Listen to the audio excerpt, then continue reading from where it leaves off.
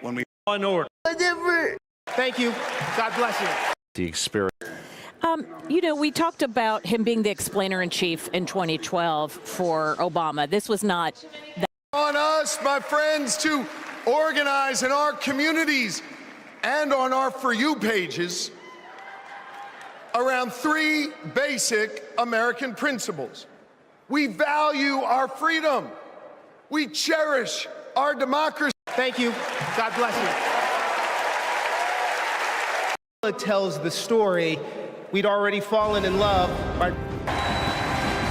A lot of slips between, but not to pretend you don't disagree with them if you do. Treat them with respect, just the way you'd like them to treat you.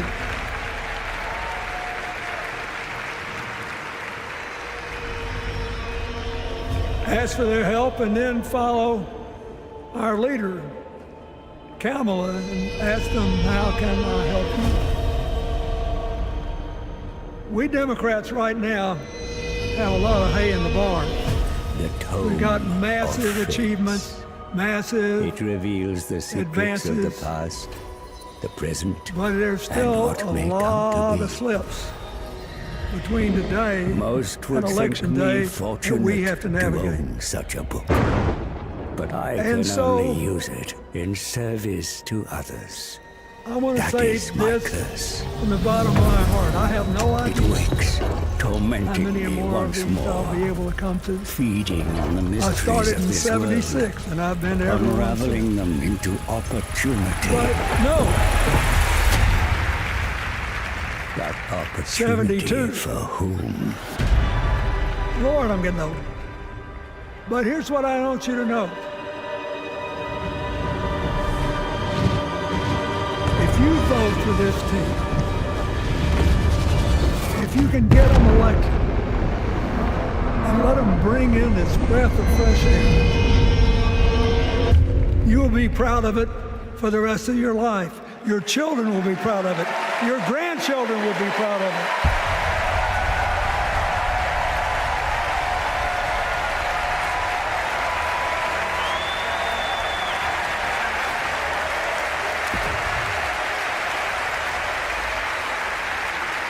Take it from a man who once had the honor to be called in this convention the man from hope. We need Kamala Harris, the president of joy, to lead us. So,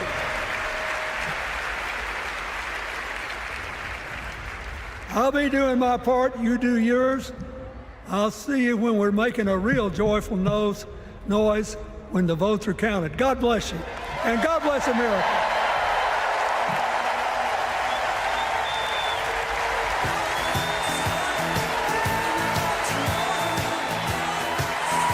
Former President Bill Clinton there delivering some pointed attacks on Donald Trump while also making the case for Kamala Harris, saying that we need a president of joy. David Brooks, while we're awaiting House Speaker Emerita Nancy Pelosi to take the stage, just your quick assessment of what we heard there from the former president. Well, he's not what he was in 2012 when he gave a spellbinding talk for Barack Obama. But the strategy of subtly diminishing Donald Trump, that continues. So he's not the big bogeyman in the Bill Clinton speech.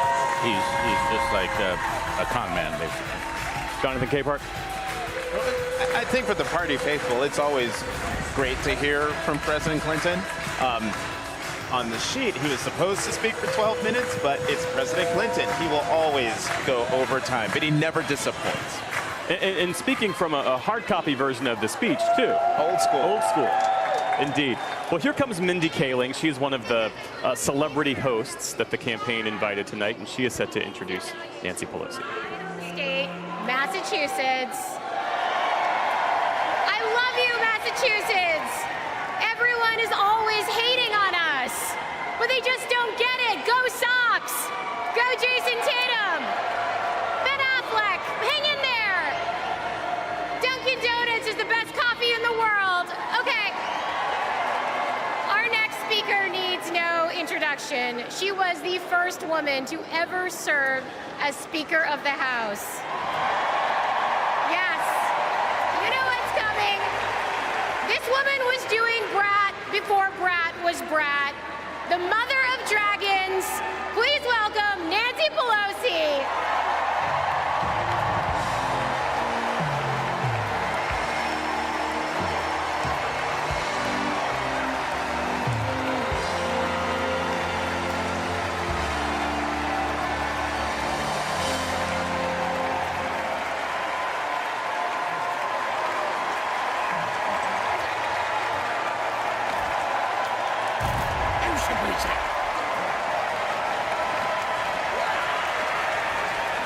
Hello, California. Hello, Maryland. Who needs stabbing? Bossing them night, please. On January 20th, 2021, with the inauguration of Joe Biden and Kamala Harris, we established one of the most successful presidencies of modern times. More boss, innit? Move it! And we quickly proved that Democrats deliver. Millions of jobs, stronger infrastructure and rural broadband, a Biden child tax credit, rescuing human pensions, honoring our veterans, bold climate action, lowering the cost of prescription drugs, all thanks to President Biden's patriotic vision of a fairer America, doing so with liberty and justice for all. Thank you, Joe.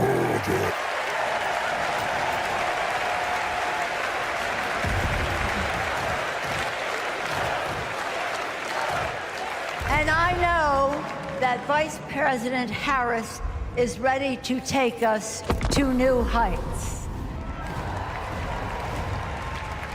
I've known Kamala Harris for decades. Personally, I know her a person of deep faith, which is reflected in her community care and service. Officially, she is a leader of strength and wisdom and eloquence on policy, most recently demonstrated fighting for women's right to choose. Politically, she is astute and strategic in winning difficult elections, quickly securing the nomination with dignity and grace, and choosing Tim Walz as our vice president.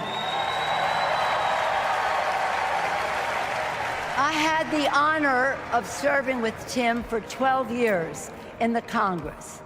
He united Democrats, Republicans, and independents to turn a red district blue. He showed courage when he came to Congress in voting for the Affordable Care Act, meeting the needs of his constituents despite Republicans' lies and misrepresentations. When he went home, won the election, he returned to Congress. He fought for our Americans' heroes as the Democratic leader of the Veterans Affairs Committee. Thank you, Tim.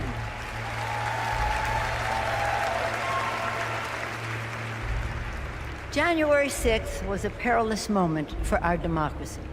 Never before had a president of the United States so brazenly assaulted the bedrock of our democracy, so gleefully embraced political violence, so willfully betrayed his oath of office.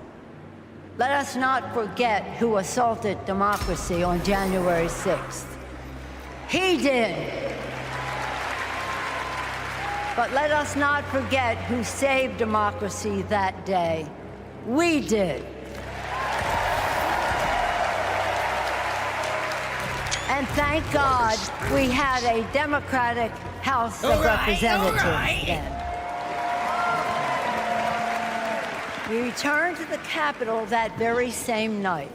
We insisted on certifying the election results on the floors of the House and the Senate.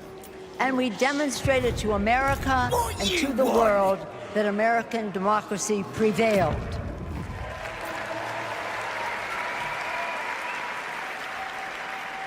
The parable of January 6th reminds us that our democracy is only as strong as the courage and commitment of those entrusted with its care. And we must choose leaders who believe in free and fair elections, who respect the peaceful transfer of power. What a do you want? The choice couldn't be clearer. Those leaders are Vice President Harris and Governor Walz.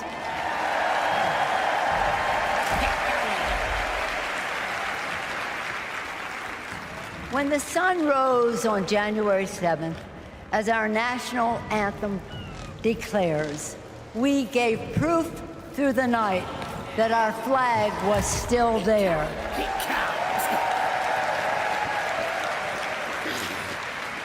Now, in this election, we are called upon to do the same, to stand together, to reject autocracy, to choose democracy, and we will do so by electing a Democratic House with Hakeem Jeffries as Speaker of the House,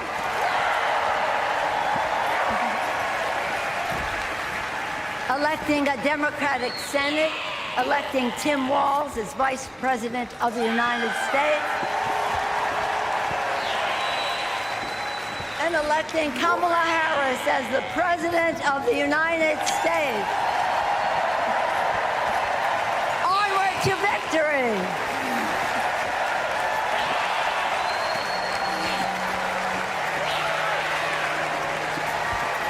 Let's take what should be ours. The time's ready.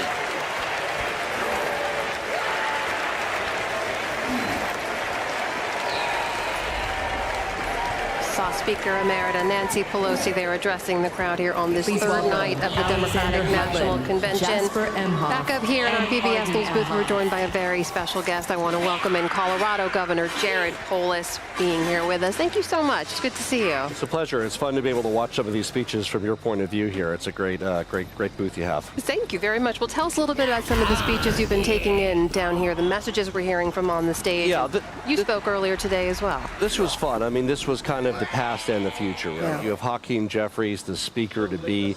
I know him well. I served with him, but he's a new face for the American people. This is a great platform to talk about the future. You also have the blessing and the transition from the parental figures, right? From Nancy Pelosi, from Bill Clinton, the heroes of the past and now, right? With Nancy Pelosi being continually so active, a mentor for Hakeem Jeffries for the party, really making the case, drawing on the strength of the lessons of the past towards a prosperous future, a joyous future, and really leading the way to, of course, the exciting nomination tomorrow and speech of Kamala Harris. Well, it's Minnesota Governor Tim Walz who is the headliner tonight. What is it that a governor brings to the ticket that you think is needed in Washington? I was thrilled that Kamala Harris's first major decision pulled in a governor with the experience to make it happen. Governor is an executive role, right? It's a lot less partisan than some of the discussions you see in Congress and state legislatures. Look, governors deal with crises, they deal with fires, they deal with highways, they deal with crime. These are not partisan issues, and Tim Walz is somebody who rolled up his sleeves and got things done. He has experience, of course, in Congress, the lead in serving veterans, as Nancy Pelosi talked about, but he's somebody who's the executive experience day one to serve alongside Kamala Harris to help make the presidency successful. You were speaking earlier today in another conversation and asked about some of the policies and proposals we've seen from the Harris-Walz ticket. You seem to indicate that some of what you've seen so far is a little bit too progressive for your liking. You said, would I like to see more competitive, pro-growth economic policy? Of course. So please correct me if I've mischaracterized your take on this, but tell us what specifically you would like to see from this ticket in the way of policy. Well, look, and this is the beauty of the Big Ten, right? You have Adam Kinzinger, you have Republicans saying they support Kamala Harris. They agree with her on a lot less than I agree with her on, and I agree with her probably on 90% of her policies, right? Of course, I'm very excited about this transition from Joe Biden. I'm hopeful Kamala Harris will be a pro-growth president, continuing to lead on expanding markets for made in America, grown in America products, be the leader on the international stage here at home. I was excited to see the child tax credit, tax relief for the middle class as part of that economic proposal. We've done that in Colorado. We can do it nationally. And yet, a potential future President Harris could not enact those proposals on her own. She'd need a Democratic House and Senate. Colorado is home to several competitive House races. Does having the Harris-Walz campaign make you more confident that they'll be able to claim those races? Absolutely. We have Yadira Caraballo running hard, a first-term incumbent, won by only over 500 votes. Having Kamala Harris on top of the ticket is a big boost, right? This was, if you had asked me 3-4 weeks ago, I'd say it's an uphill battle, and I heard this from my friends running in competitive districts across the country. I would call it moving from an uphill battle to a dead heat for control of the House. That's where it stands today. We've heard a lot from the speakers on stage, last night in particular and tonight as well, reminding people not to take this energy, this momentum for granted, that there's 76 days left now, and it feels like there's maybe a shadow of 2016 looming over this room a little bit. Tell us a little bit about what you think needs to happen, especially given, I want to reference a conversation Jeff Bennett had earlier with Congressman Clyburn, who basically said buying TV ads isn't enough. Yeah, you know, and it really 76 days is misleading, because in states like Colorado and many states that have mail-in ballots, it's 3-4 weeks before that those ballots hit and people start voting. So that election starts before you know it. I mean, we're talking 50 days, 55 days, people are going to start getting ballots. And of course, it goes right through the November election. But I mean, this is a mobilization of the Democratic Party soldiers here. These are the folks that are going to be going door to door, making the calls, working not only, of course, in the 7 or 8 competitive states that will likely determine the presidency, but also working in all those down ballot races, control of state legislatures, county officials, all of the different races that really make an important impact on the future of our country. Colorado hasn't voted for a Republican for president since 2004.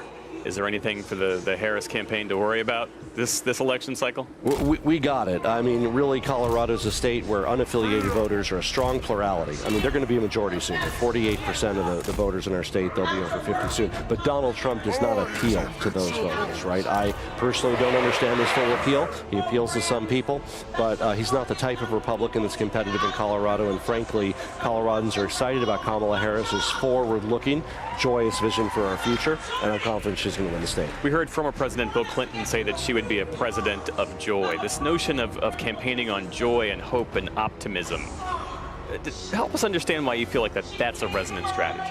You know, it's funny because that was actually a tenet in my campaign. I said we're going to have a joyous campaign. It was one of my 3 principles, because this is hard work. I mean, running for office is hard. I think when you're having fun and those around you are part of that fun, people see that, people sense that. Kamala Harris is the right person and the right leader for the moment. She's leading us, and she will lead with joy and with fun, right from some of those coconut tree memes early on. Did you just fall out of the coconut tree? To, I'm sure, that what we're going to be hearing from her tomorrow night. She's going to take us along on, frankly, a ride that America needs, a ride of unity, a ride of joy, moving past the chaos, the divided days of the past, towards a brighter future. Speaking of having fun, and you have to tell us the truth here, in your remarks, you quoted some Taylor Swift lyrics. Was that your idea? It was, yeah. In fact, I got my little, there we go. You're Swiftie. Absolutely, I'm a Swiftie, and it was fun to bring that to the main stage. We appreciate that. We appreciate your time. Colorado Governor Jared Polis, thank you so much for being here with us. Thank you. Let's take a listen in on the floor right now as the speeches continue here on the 3rd night of the Democratic National Convention. So deeply. That is the Kamala Harris that I love. A woman of the people. A woman, a fierce woman for the people. Good night, Democrats.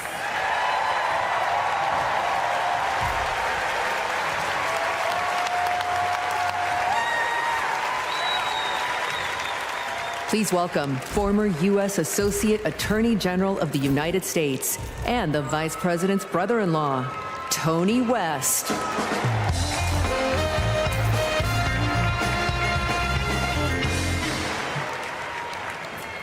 35 years ago, in my first week at law school, I met a new classmate, Maya Harris. We became best friends, but the way Kamala tells the story, we'd already fallen in love by graduation day. And when Maya and I married, I not only gained a life partner I love, a daughter I adore, and a mother-in-law I revered, someone I affectionately called Mother Harris. I also gained a sister, a sister I cherish, Kamala. Now, Maya, Kamala, and I each pursued different legal careers, but we were motivated by the same values: a belief in equal opportunity, a yearning for fairness, a passion for justice. Values Mother Harris taught those two little girls. Values that powered Kamala's public service from the very beginning. I'm the boss! You know, one of Kamala's very first cases in the district attorney's office, it involved a woman, an innocent woman, wrongfully arrested in a police raid. It was a Friday afternoon, and the courthouse was shutting down for the weekend. And look, most prosecutors, they would have gone home and dealt with the matter the following Monday. But not Kamala. You see, my sister-in-law knew that if the judge didn't see this woman that afternoon, she'd spend the entire weekend in jail. And Kamala, she wondered, does this woman work weekends? Would she lose her job? Does she have young kids at home? Who'd feed those kids? So Kamala pleaded for the judge to return to the bench and to hear the matter. And the judge agreed. And within minutes, that woman was released back to her family that night. Now, it may seem small, but that's what it means to stand up for justice. That's what it means to stand for the people. And as Kamala says, when you know what you stand for, you know what to fight for. And look, believe me when I tell you, as a sister, a daughter, an auntie, and a mother, I've seen Kamala fight for her family. As district attorney, attorney general, U.S. Senator, and Vice President of the United States, I have watched her fight in the halls of power for those who have no voice there. And as president, I know she'll fight for you. She'll fight for all of us. Because, friends, when Kamala fights, we win. Thank you. God bless you.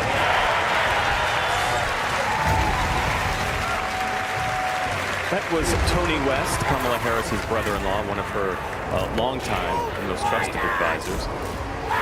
Amy Walter, let's go back in time a bit to the speech we heard from the former President Bill Clinton. Because he vouched for Kamala Harris. He took the crowd through her life story. He affirmed the promise for the country that he thinks that she embodies. He said the country would be more inclusive and more future-focused in a Harris presidency. Right. How did all of that strike you?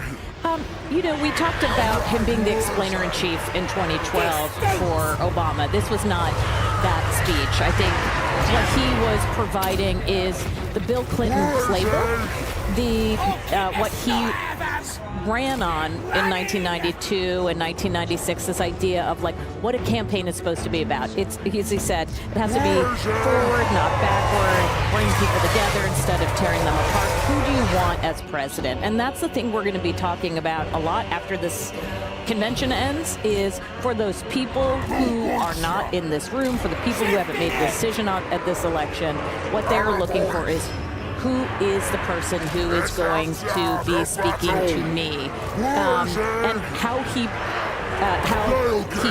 Bill Clinton comes at campaigns is very much from that perspective. So, you know, was it the high energy Bill Clinton from 2012 or 1992, the man from Hope? No, it was not. But was it the voice of someone who's been through a lot of these campaigns, who's been successful, who's watched successful candidates at this convention, telling the young people here, who's basically anyone under the age of 78, that you're going to have to lead here and you're going to have to convince voters that she is up to the job of being president because she's able to do the things that Donald Trump cannot. We should say that our very own Judy Woodruff now joins our conversation here as night 3 of the Democratic National Convention coverage continues. It's great to have you here. Thank you. Great to be here. So your reflections on the many speeches that we've heard this evening. Well, picking up on Bill Clinton, I'm thinking back to, this is after he was president. It was his voice that was saying in the Hillary Clinton campaign in 2016 that she needed to reach out more to working class Americans. He wanted them to campaign in places that they ended up not spending as much time in as some people thought. Pennsylvania, Wisconsin. So I was looking at him and listening, and the camera kept cutting to Hillary and their daughter Chelsea, and I kept thinking about what might have been and what those stories that could have been told. So looking back, but as Amy says, looking ahead. I mean, he very much loved for the Democrats to stay in power.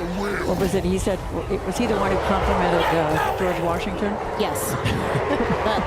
He knew him back at times, right when he had stepped down. Yeah. But just to add on to Judy's point, I remember in 2016 sitting in focus groups of voters in places like Pennsylvania, and they were just down on politics. They were down on both the candidates, and so the moderator would ask them, "All right, so who's the last politician you liked?" And they said, "Oh, Bill Clinton." Bill Clinton understood us. Bill Clinton was there for us.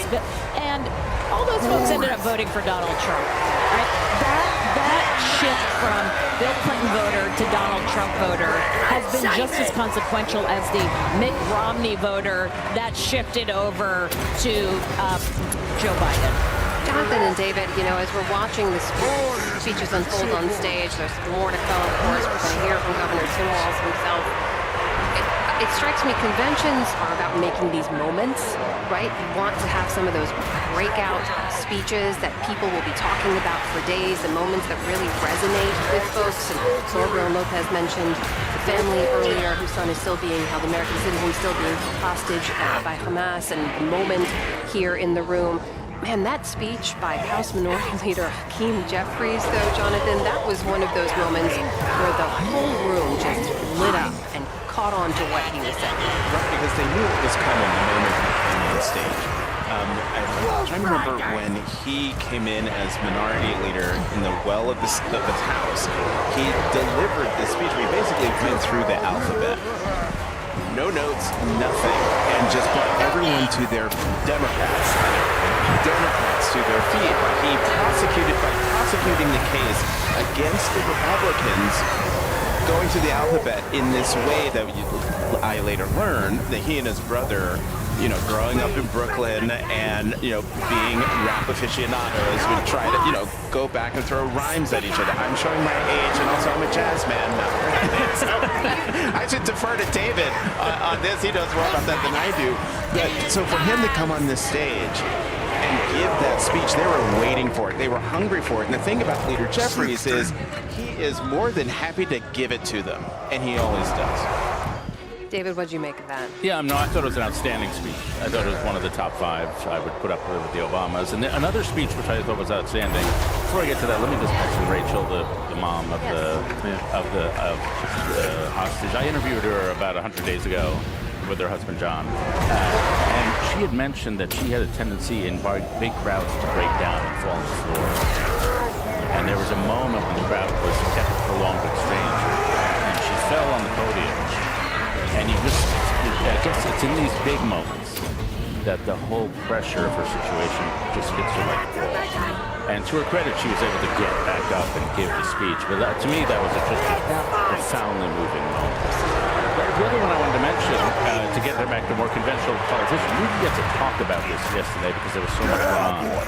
But Angela also Brooks, who's running for Senate in Maryland, aside from having an awesome name, she said something that I thought was actually psychologically very profound, which is that we've been frozen in fear by Donald Trump. And she said it's not only our politics that's been frozen, it's our imagination. And then when Kamala lifted the fear, then the imagination could be quiet. And to me, that's maybe my main takeaway so far from this convention, the shift in emotional tone that we've all been talking about. And the sense that fear is such a powerful emotion that shrivels you up inside and causes that fear response, that fight or flight response, or really a cowering in. And even when fighting Donald Trump, I think the Democrats had that fearful response, which is a tight, tensed up response. And you can just feel everybody going, well, maybe we don't need to be that way. And that's been major. Let's head back to the convention stage to listen to Pennsylvania Governor Josh Shapiro.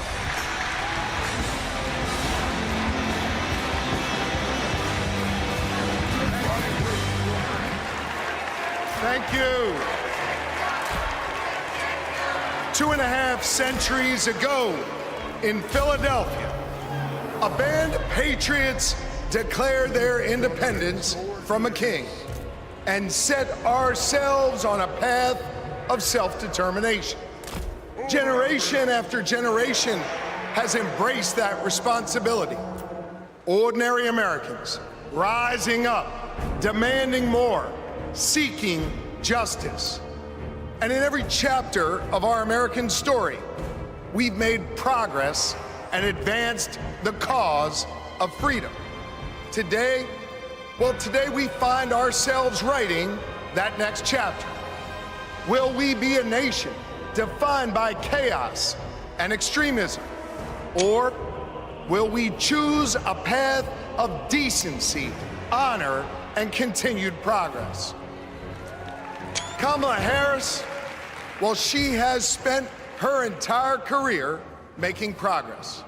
Donald Trump, a man with no guardrails, wants to take away our rights and our freedoms. And listen, while he cloaks himself in the blanket of freedom, what he's offering isn't freedom at all. Because hear me on this, it's not freedom to tell our children what books they're allowed to read. No, it's not. And it's not freedom to tell women what they can do with their bodies.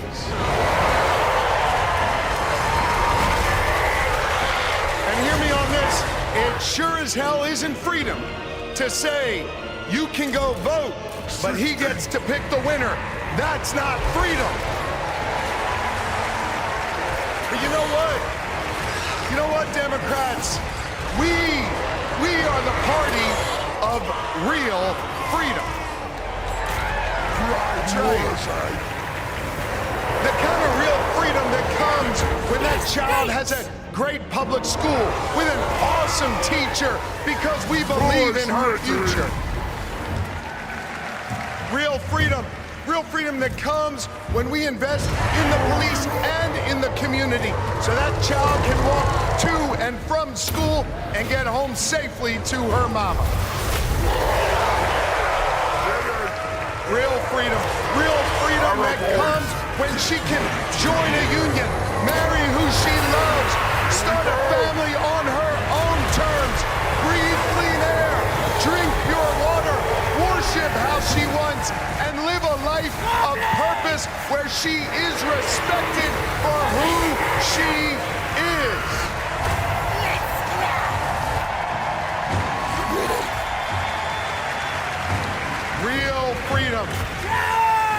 Real freedom comes when she can look at Madam President and know that this is a nation where anything and everything is possible.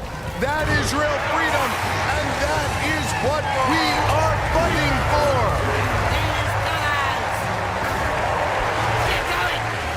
You know, Kamala and Tim's names may be on the ballot, but it's your rights. It's our rights. It's our future and freedoms that are on the line. And you have the power to shape the future of this country. Just like our ancestors who fought for freedom on the battlefield and sat in at lunch counters so our kids could stand up.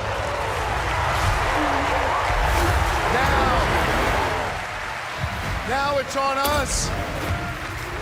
It's on us, my friends, to organize in our communities and on our For You pages around 3 basic American principles. We We value our freedom.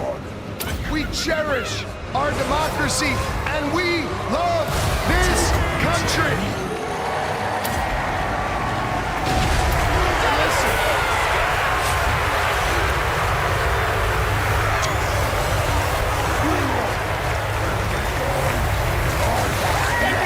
we love this country. And listen, despite our challenges, hear me on this, I want you to know I have never been more hopeful because I see in all of you the enduring promise of America. E pluribus unum, out of many one. It's not merely a motto from the past, it's our direction for the future. You see, you all give me hope, and you all have the power. So let's use that power. Let's do the hard work necessary to win this election and write the next chapter in our American story. So are you ready to protect our rights? Are you ready to secure our freedoms? And are you ready to defend our democracy? And are you ready to elect Kamala Harris and Tim Walz? America, let's get to work!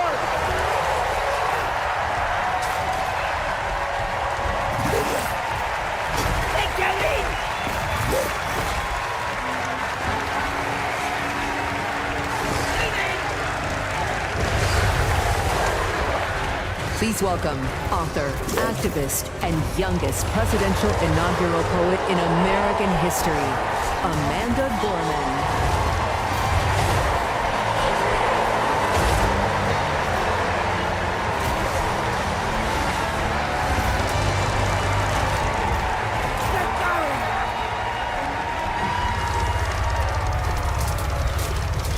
Great Simon!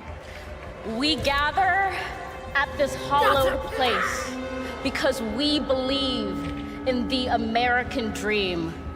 We face a race that tests if this country we cherish shall perish from the earth, and if our earth shall perish from this country. It falls to us to ensure that we do not fall, for a people that cannot stand together cannot stand at all. We are one family, regardless of religion, class, or color. For what defines a patriot is not just our love of liberty, but our love for one another.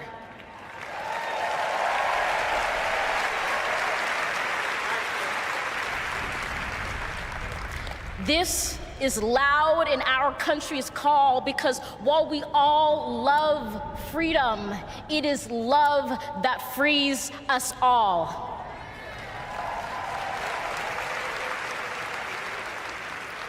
Empathy emancipates, making us greater than hate or vanity. That is the American promise, powerful and pure. Divided, we cannot endure, but united, we can endeavor to humanize our democracy and endear democracy to humanity.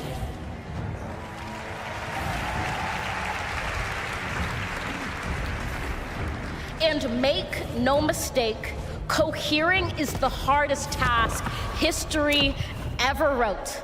But tomorrow is not written by our odds of hardship, but by the audacity of our hope, by the vitality of our vote.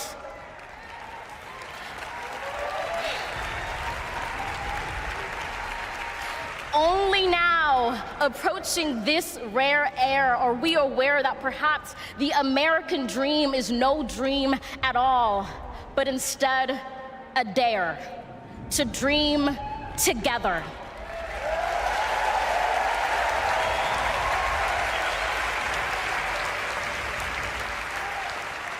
Like a million roots tethered, branching up humbly, making one tree. This is our country from many, won from battles won, our freedoms sung, our kingdom come has just begun.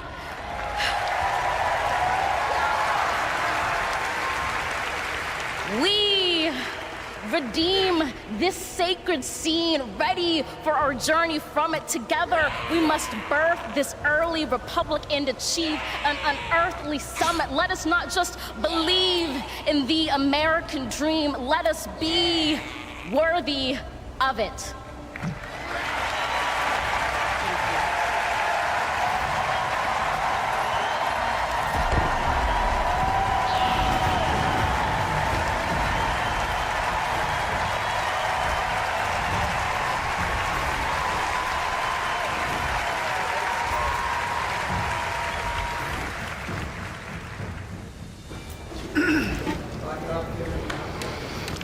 There's a word I heard. The word is called freedom. Can you tell me what it means? Interesting. Let me think about that for a second. The spirit of freedom. For me? Oh, yeah. Freedom, to me, means choice. The ability to laugh with friends. Be who you want to be. Go where you want to go. Living your life day to day. Having new chapters in that life. I believe in having your own words and being able to do what you want to. The freedom to raise our family in healthy communities. The idea that I can turn to my partner, my husband, and say I love you with every being of my soul. Being able to start a family when I want to, being able to, support the missions that I want to go to the church that I want to. Not everyone has the same opportunities, but the United States is, of anywhere I've ever been, just one place where you can accomplish more. The big, fantastic thing about America is that it is the land of opportunity. I know it sounds trite, but it's the truth. I grew up with a single mom, and she really imbued in me these qualities that you just really have to care about your neighbors and your family and your friends. I feel like the American dream is having opportunities, having opportunity to go to college if you want to, having opportunity to get any job you can, no matter who you are or where you come from. The American dream is about having the ability to make choices about your medical care and do whatever you want to do with your life without anybody telling you if it's good enough. We are in an incredible moment in history. We've seen women stripped of their most fundamental right to autonomy over their bodies. The freedom to make choices about your body, your life, your career should be entirely in your control. But I have found that good people want to do good things. That you find a way to move forward under ugly and scary circumstances. The work that lies ahead is to make America live up to its highest ideals. And, we're proud to go to work. The work to build a better future really depends on all of us coming together. We have to bring back that respect for everyone. I don't think we're as divided as we seem.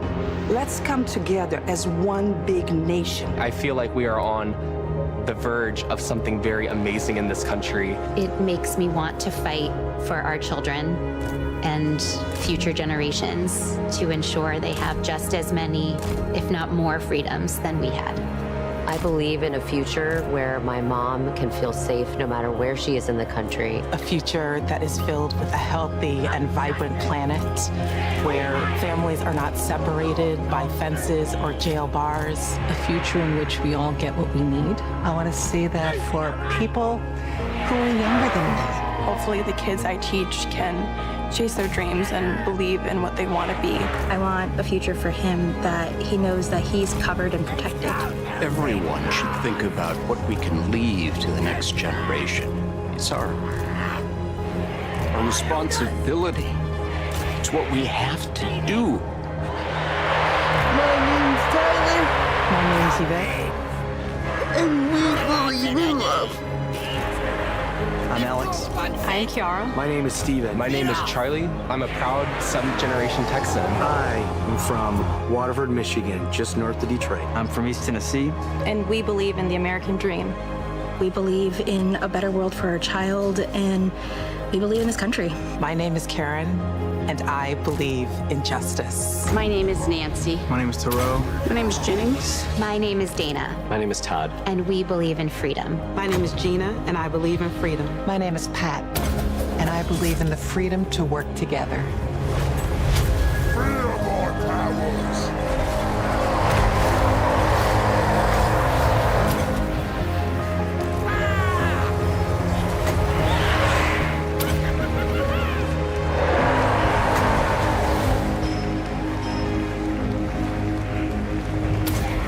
Please welcome Oprah Winfrey.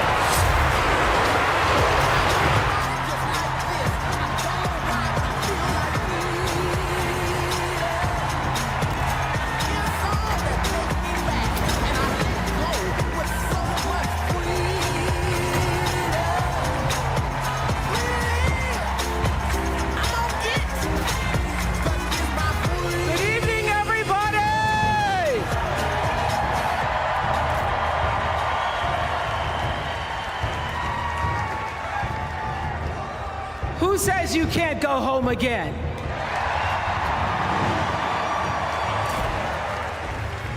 After watching the Obamas last night, that was some epic fire, wasn't it? Some epic fire. We're now so fired up, we can't wait to leave here and do something.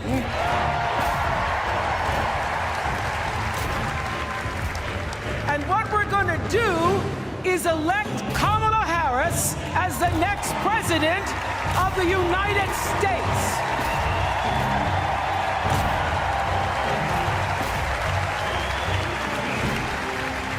I am so honored to have been asked to speak on tonight's theme about what matters most to me, to you, and all of us Americans: freedom.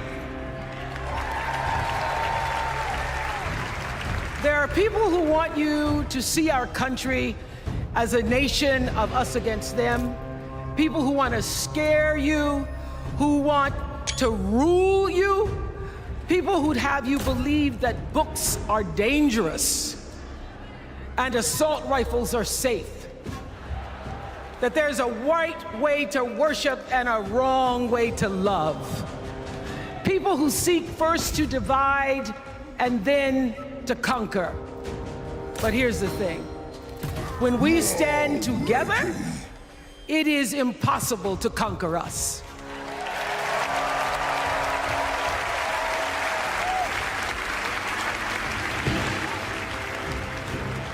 In the words of an extraordinary American, the late Congressman John Lewis,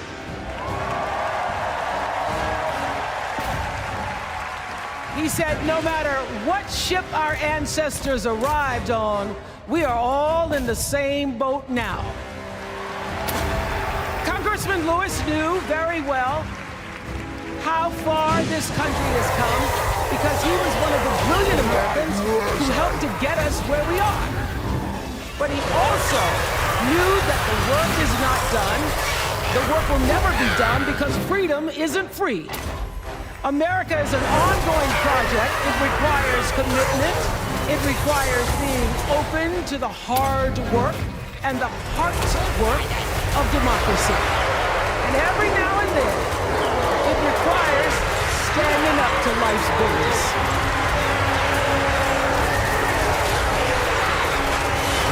I know this.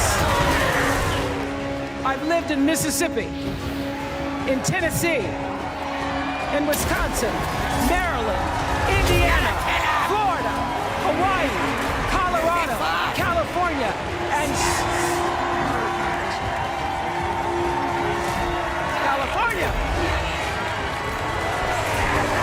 sweet home Chicago, Illinois.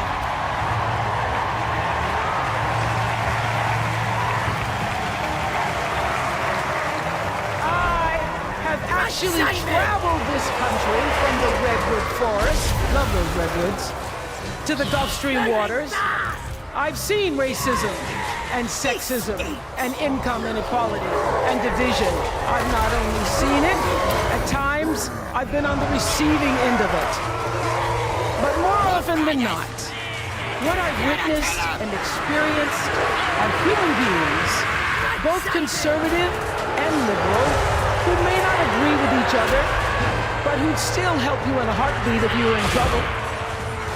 These are the people who make me proud to say that I am an American.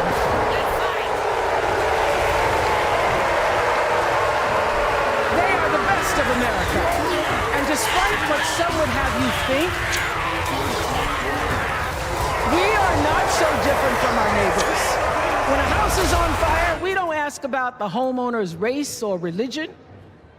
We don't wonder who their partner is or how they voted. No. We just try to do the best we can to save them. And if the place happens to belong to a childless cat lady,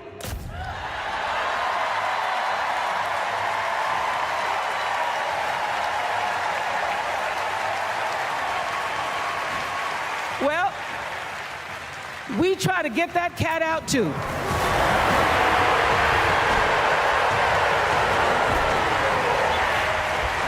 Because we are a country of people who work hard for the money.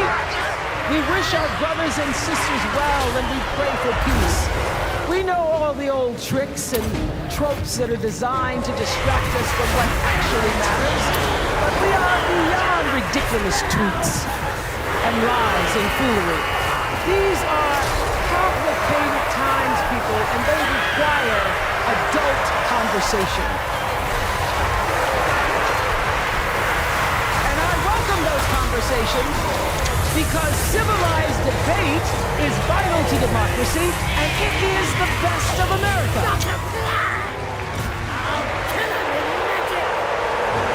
Now, over the last couple of nights, we have all seen brave people walk onto the stage and share their most private pain.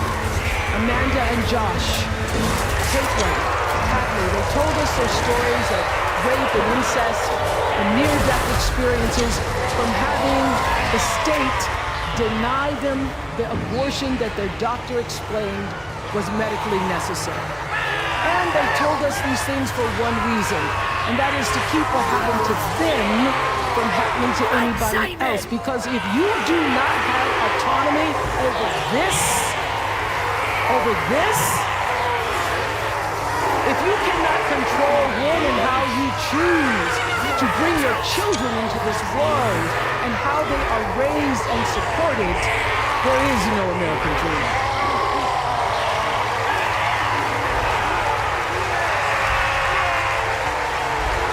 The women and men who are battling to keep us from going back to a time of desperation and shame and stone-cold fear, they are the new freedom fighters. And make no mistake, they are the best of America.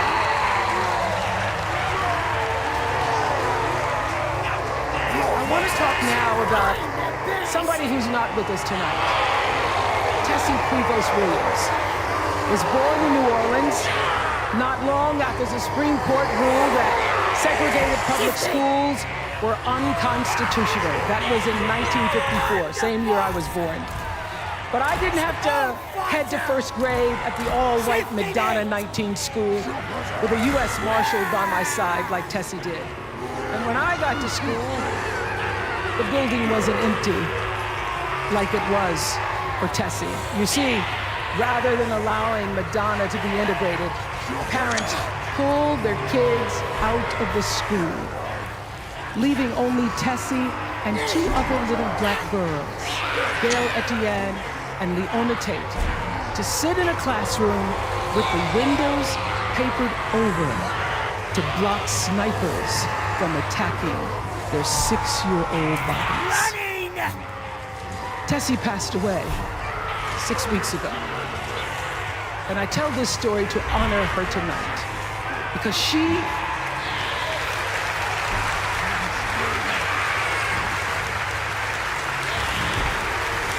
she, like Ruby Bridges and her friends, Leona and Gail, the New Orleans Four, they were called.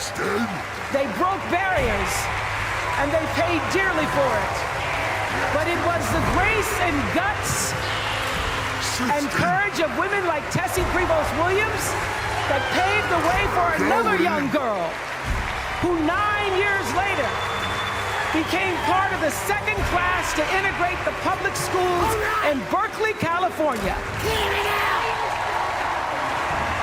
And it seems to me that at school and at home, somebody did a beautiful job of showing this young girl how to challenge the people at the top and empower the people at the bottom. They showed her how to look at the world and see not just what is, but what can be. They instilled in her a passion for justice and freedom and the glorious fighting spirit necessary to pursue that passion.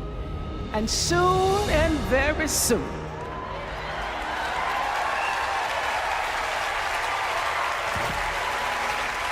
and very soon, we're going to be teaching our daughters and sons about how this child of an Indian mother and a Jamaican father, two idealistic, energetic immigrants,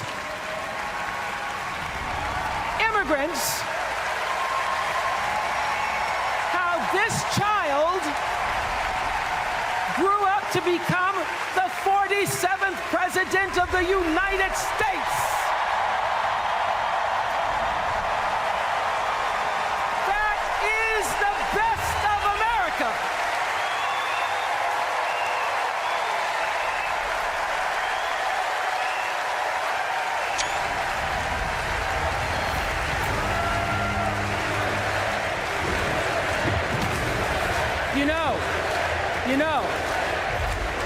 Let me tell you this. This election isn't about us and them. It's about you and me and what we want our futures to look like. There are choices to be made when we cast our ballot. Now, there's a certain candidate that says if we just go to the polls this one time, that we'll never have to do it again. Well, you know what? You're looking at a registered independent who's proud to vote again and again and again because I'm an American and that's what Americans do. Voting is the best of America. And I have always, since I was eligible to vote, I've always voted my values. And that is what is needed in this election now more than ever. So I'm calling on all you independents and all you undecideds. You know this is true. You know I'm telling you the truth. That values and character matter most of all. In leadership and in life. And more than anything, you know this is true. That decency and respect are on the ballot in 2024.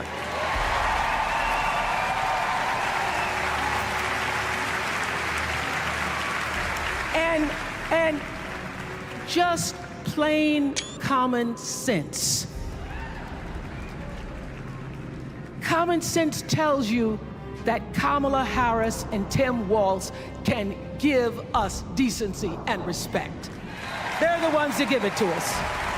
So, we are Americans. We are Americans. Let us choose loyalty to the Constitution over loyalty to any individual. Because that's the best of America. And let us choose optimism over cynicism, because that's the best of America. And let us choose inclusion over retribution. Let us choose common sense over nonsense.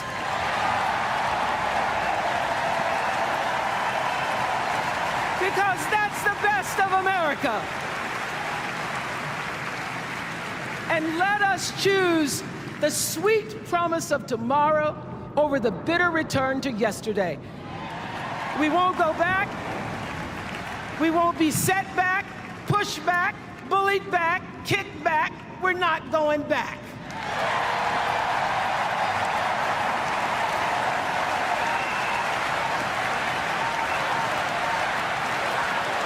Not going back. We're not going back.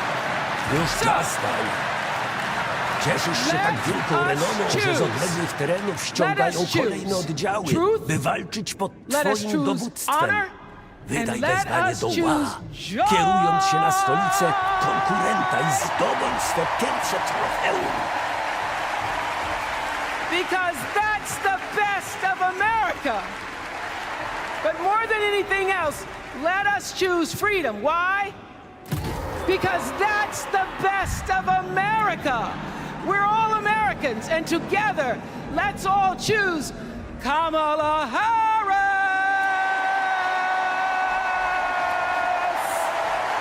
Thank you, Chicago. Thank you.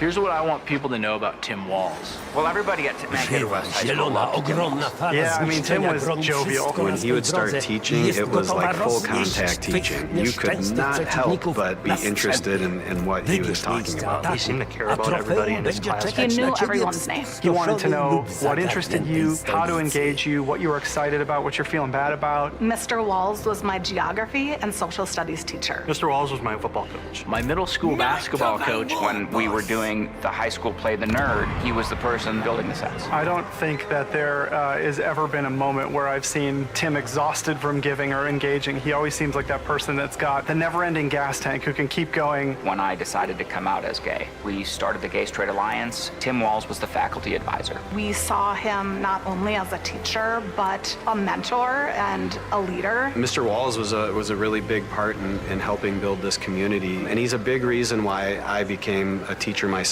It was inspiring being in his classroom. Please welcome Maryland Governor Wes Moore.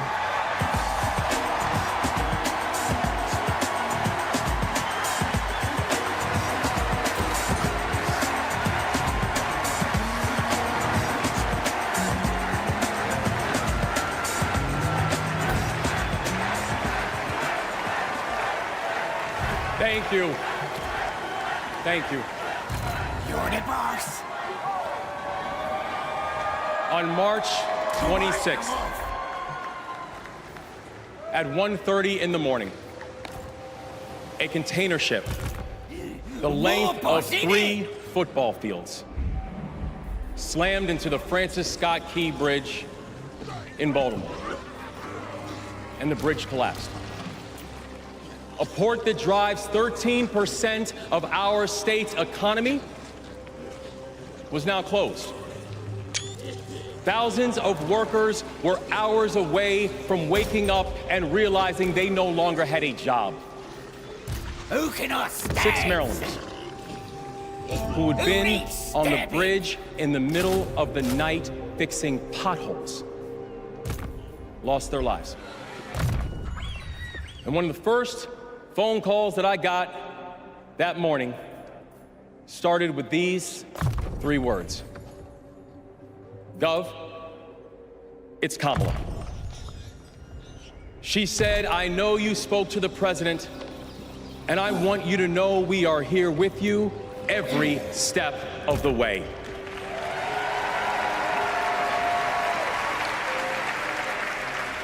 Now, I joined the Army when I was 17. In fact, I was too young to sign the paperwork. I had to ask my mom to sign the paperwork for me because I don't have bone spurs.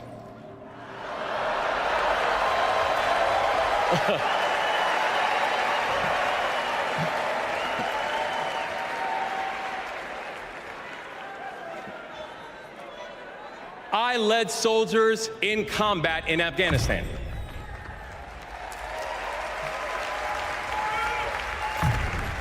And my training taught me that you never learn anything about anybody when times are easy. You learn everything you need to know about somebody when times are hard and when the temperature gets turned up. And America, I saw that Kamala Harris is the right one to lead in this moment firsthand.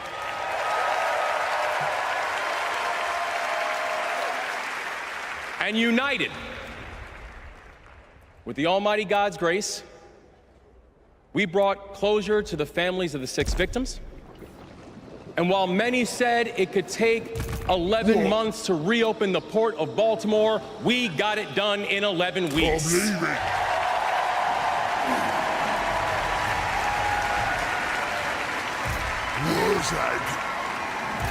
Because that is the story of America. We are a nation of patriots who serve when the mission is hard and who serve when the destination is uncertain. And I know our history isn't perfect. The unevenness of the American journey has made some skeptical. But I'm not asking you to give up your skepticism. I just want that skepticism to be your companion and not your captor. And I'm asking that you join us in the work. Because making America great doesn't mean telling people you're not wanted. And loving your country does not mean lying about its history.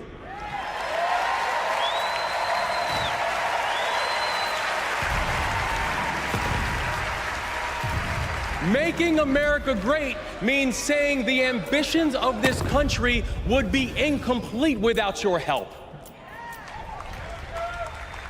It's the legacy of those 6 workers who fixed potholes on a bridge while we slept, who were born in a different country, but who knew that America was big enough for them too.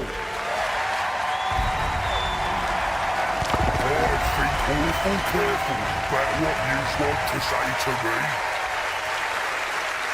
It's the journey.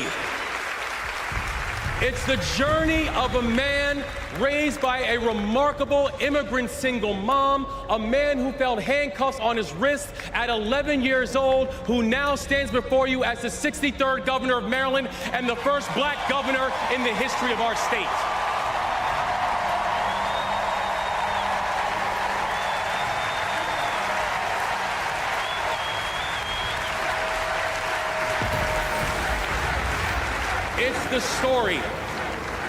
It's the story of a prosecutor who defended our freedoms and had Maryland's back when we needed it most. And now, MVP, we've got your back as well.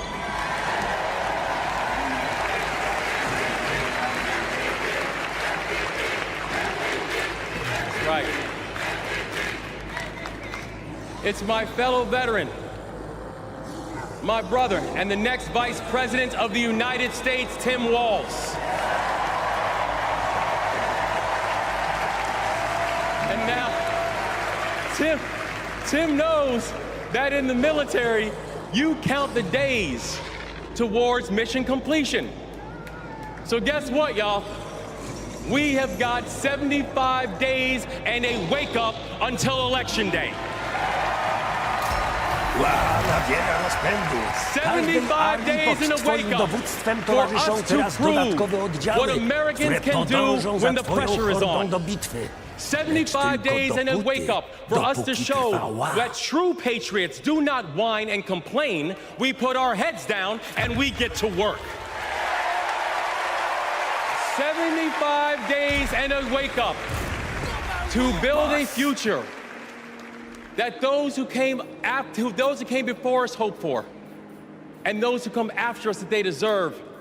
And 75 days and a wake-up to elect a leader who is willing to believe in the best of us, and that leader is Kamala Harris, the next president of the United States. God bless you, and let's leave no one behind.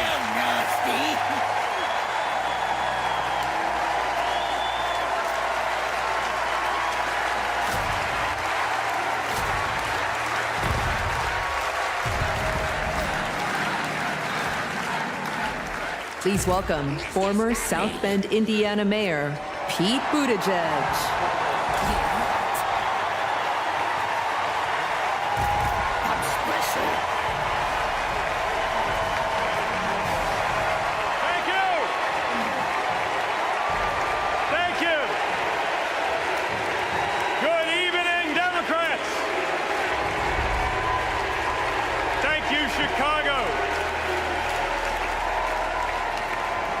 Here's a sentence I never thought I'd hear myself saying. I'm Pete Buttigieg, and you might recognize me from Fox News.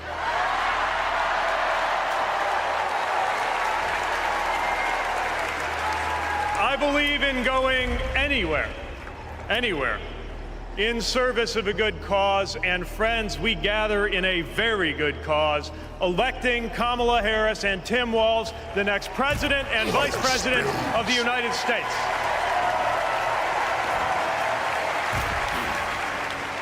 The choice could not be clearer. Donald Trump rants about law and order, as if he wasn't a convicted criminal running against a prosecutor. As if we were going to forget that crime was higher on his watch.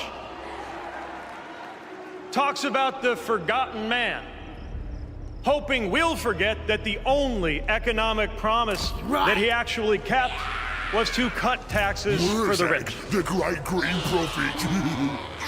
And don't even get me started on his new running mate.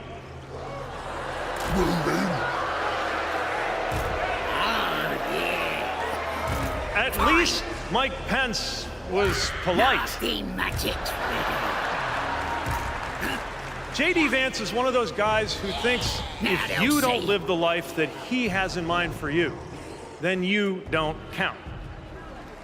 Someone who said that if you don't have kids, you have, quote, no physical commitment to the future of this country. You know, Senator, when I deployed to Afghanistan, I didn't have kids then.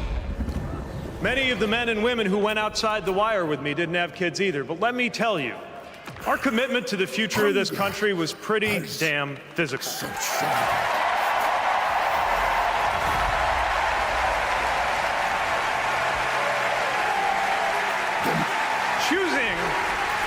Choosing a guy like J.D. Vance to be America's next vice president sends a message.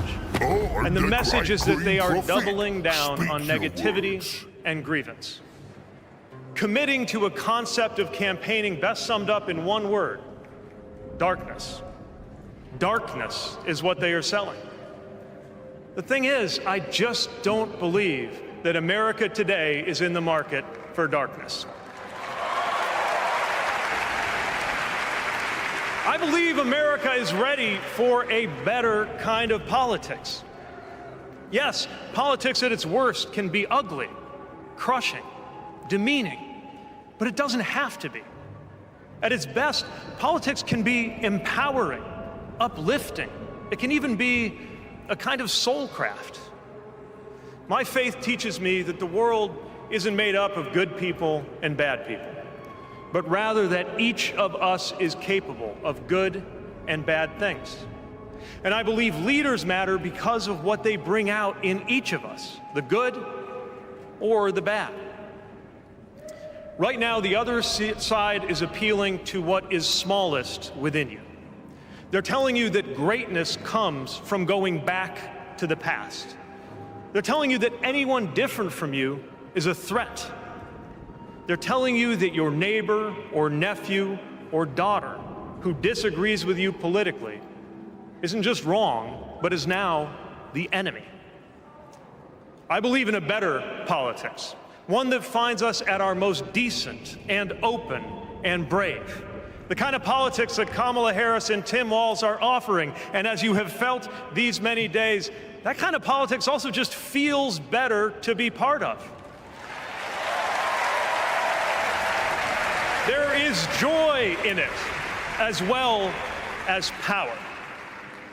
And if all of that sounds naive, let me insist that I have come to this view not by way of idealism, but by way of experience. Not just the experience of my unlikely career.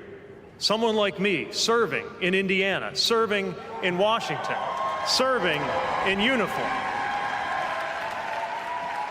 I'm thinking of something much more basic. I'm thinking of dinner time at our house in Michigan.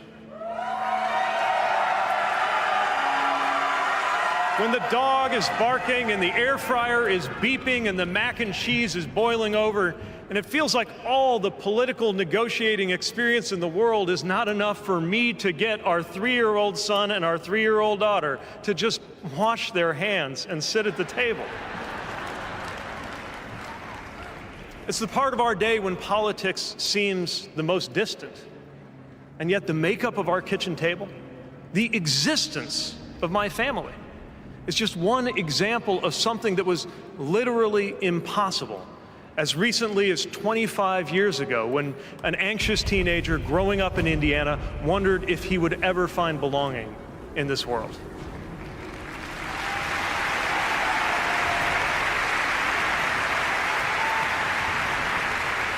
This kind of life went from impossible to possible, from possible to real, from real to almost ordinary in less than half a lifetime. But that didn't just happen. It was brought about through idealism and courage, through organizing and persuasion and storytelling, and yes, through politics, the right kind of politics. The kind of politics that can make an impossible dream into an everyday reality. I don't presume to know what it's like in your kitchen, but I know, as sure as I am standing here, that everything in it, the bills you pay at that table, the shape of the family that sits there, the fears and the dreams that you talk about late into the night there, all of it compels us to demand more from our politics than a rerun of some TV wrestling death match. So this November, we get to choose. We get to choose our president. We get to choose our policies, but most of all, we will choose a better politics. A politics that calls us to our better selves and offers us a better everyday. That is what Kamala Harris and Tim Walz represents. That is what Democrats represent. That is what awaits us when America decides to end Trump's politics of darkness once and for all. That is what we choose when we embrace the leaders who are out there building bridges and reject the ones who are out there banning books. This is what we will work for every day to November and beyond. So let's go win this. Thank you, Democrats.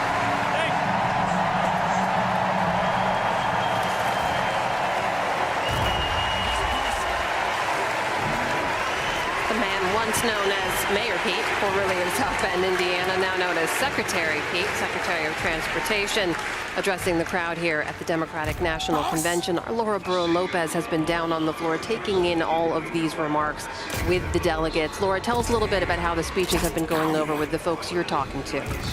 Well, I spoke to Angie Gialoretto. She is a delegate from Pennsylvania, 95 years old, Amna. She is the oldest delegate in attendance here at the convention, second oldest to Jimmy Carter. She's been a delegate since the 1976 Democratic Convention, and she's really said that she has loved all of the speeches.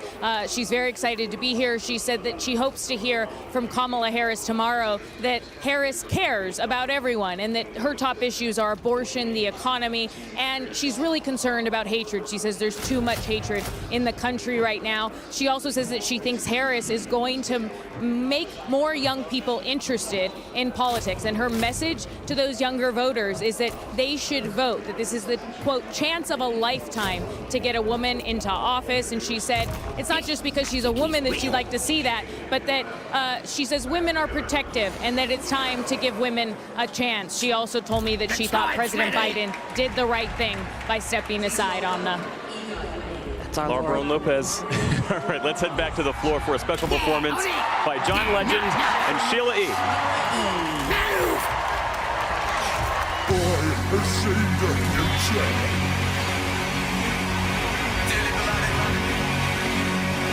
We're gathered here today to get through this thing called life.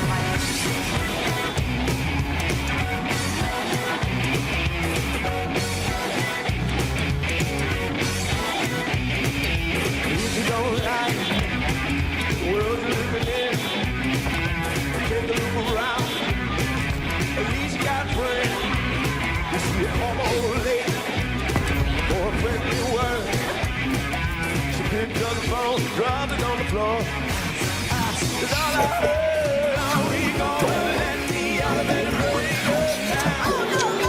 Let's go crazy. Let's go nuts. Let's go for the purple banana. Tell me put us in the truck. Let's go.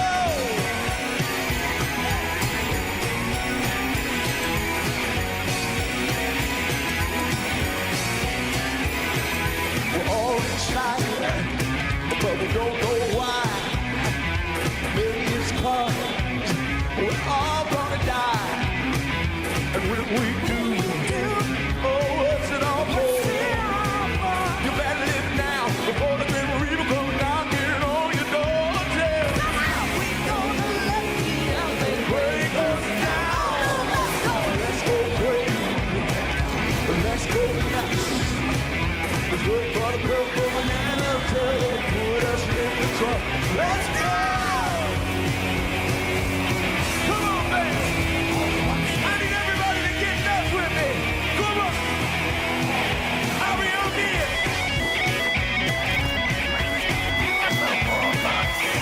Come on!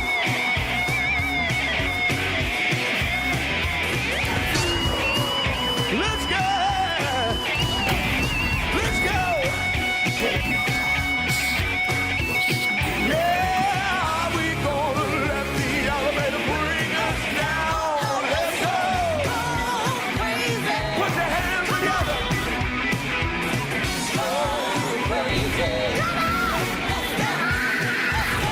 Now everything be alright. Make everything go wrong.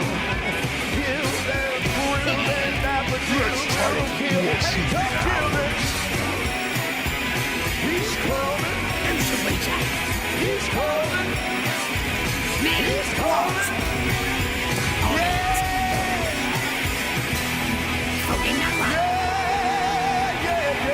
The great sound. Oh, Maria.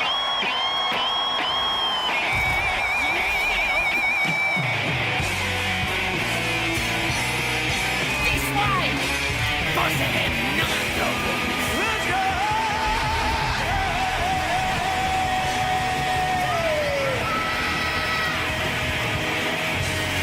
Yeah! See the E, everybody!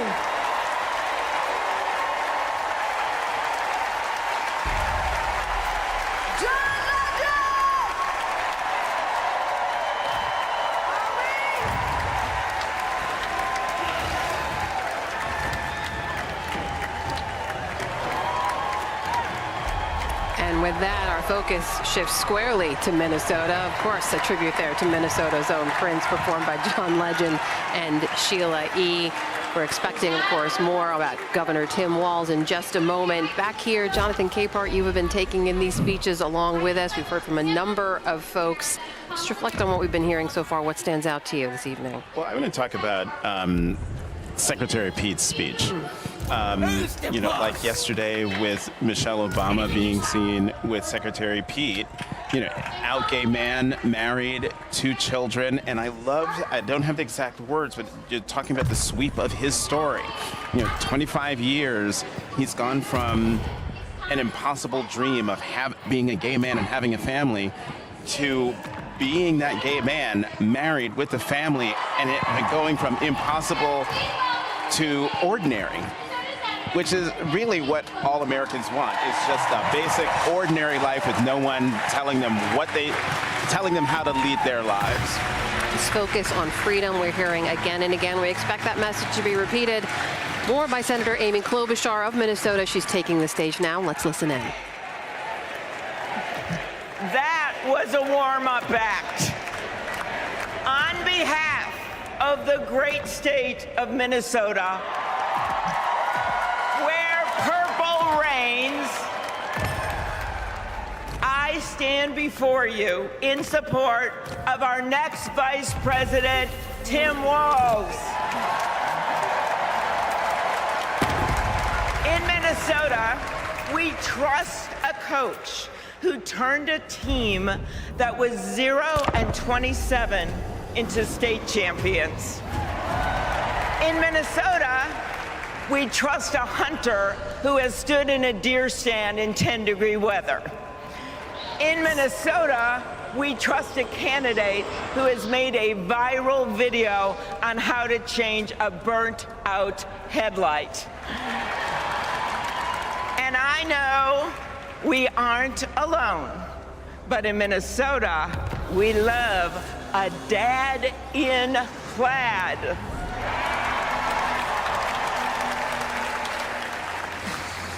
So Tim and I go way back. He taught high school right down the road from where my husband John grew up. My mother-in-law even brought him and Gwen a Parmesan chicken dinner when their son was born. That's what we do in America. We look out for our neighbors. Tim has been doing that his whole life, on the farm and in the factory, with his students and his fellow service members. And the truth is, that matters. Who better to take on the price of gas than a guy who could pull over to help change your tire? Who better to serve our nation than a guy who has served in uniform? Who better to find common ground than a guy with Midwestern common sense? A former football coach knows how to level the playing field. And a former public school teacher knows how to school the likes of J.D. Vance.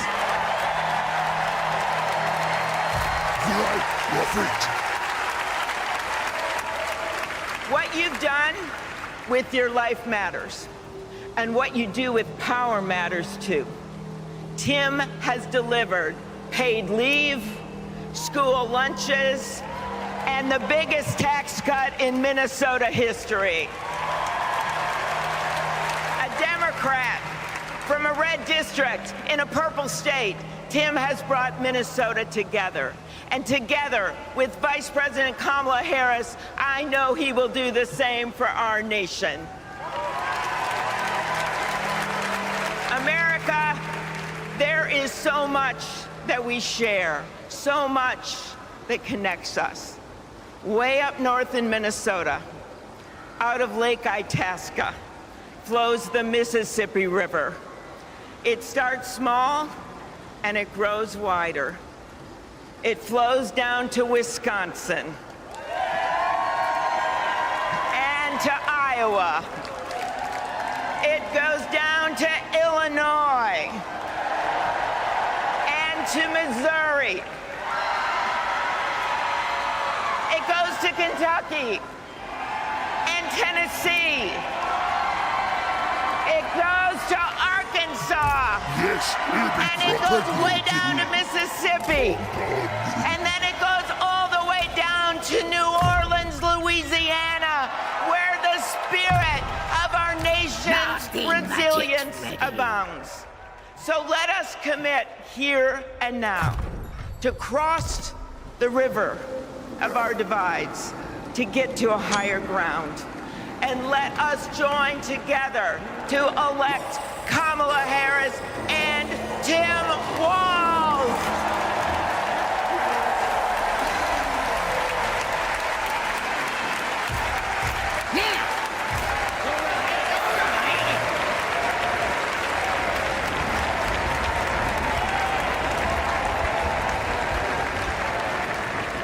Please welcome Ben Ingman from Minnesota.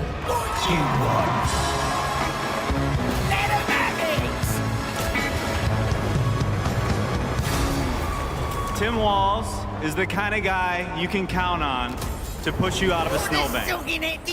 I know this because Tim Walz has pushed me out of a snowbank.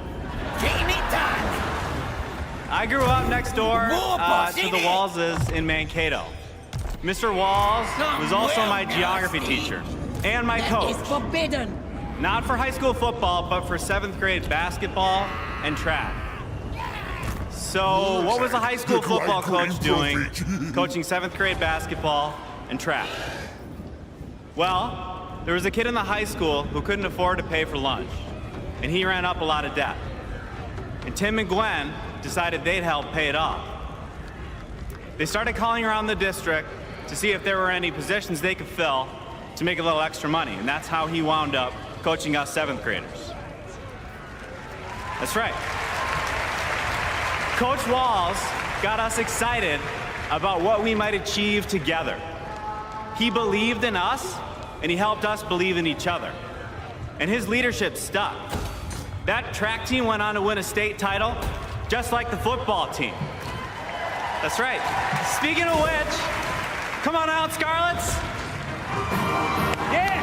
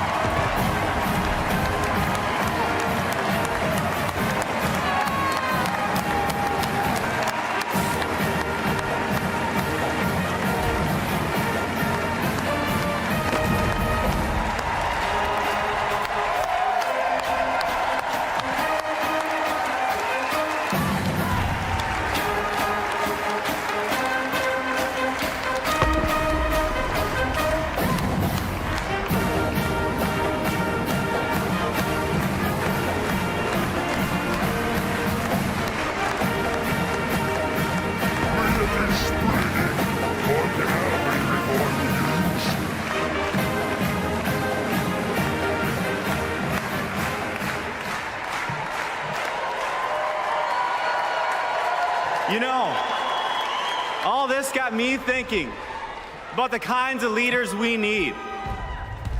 We want the people in charge to be genuine, compassionate, and trustworthy. The thing is, there are people in our neighborhoods who fit this description. The kind of people who display quiet leadership by helping kids pay for their lunches, by bringing teams together to believe in each other. And when we're stuck in the snow, they push us out. Well, in my neighborhood, we always wish that people like that would run for office. Well, in my neighborhood, someone like that did run for office. And he's going to be a wonderful vice president. Thanks very much.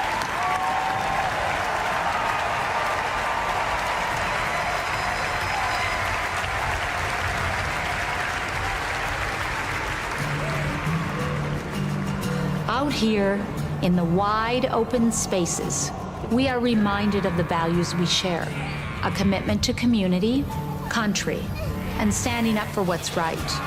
Tim Walz grew up in a small town in Nebraska where he spent summers working the family farm. There were just 24 students in his graduating class. His dad served during the Korean War, and that meant a lot to Tim. So he enlisted right after his 17th birthday and served 24 years in the National Guard, rising to Command Sergeant Major. Tim went to college on the GI Bill and became a social studies teacher. That's where Tim and I met. We shared a classroom with a divider right down the middle. His classroom was a lot louder than mine, but I could hear how engaged his students were. Tim taught for over 15 years. And he coached football, helping lead the team to a state championship after 0 wins just a few years before. Tim taught them how to believe in themselves and that we're all in this together.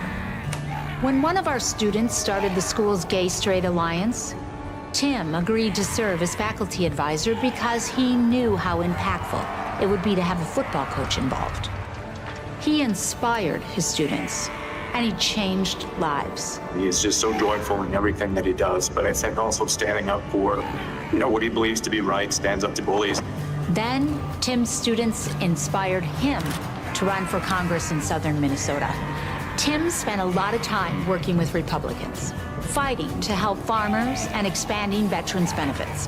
Whether it was in Congress or as governor, his focus has always been helping working people like those he grew up with. That's why he fought for the largest tax cut in Minnesota state history. Tim Walz was there for small businesses like ours. With the urging of Governor Walz, we were able to pass the Alex Smith Insulin Affordability Act, and it has saved lives in Minnesota.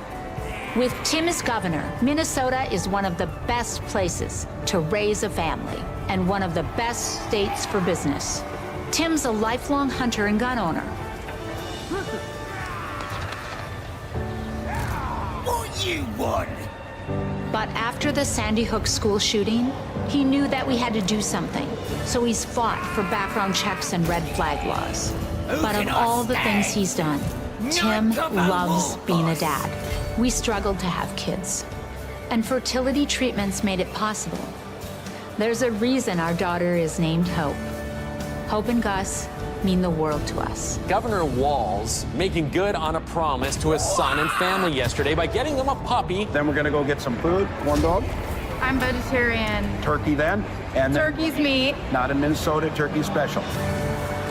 He's as at home on a farm, a fishing boat, a football field, or a factory floor as he is on the floor of Congress.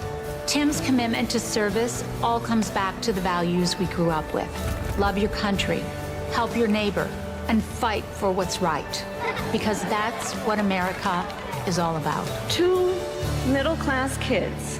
One, a daughter of Oakland, California.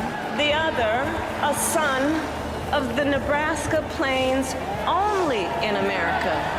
Is it possible for them together to make it all the way to the White House?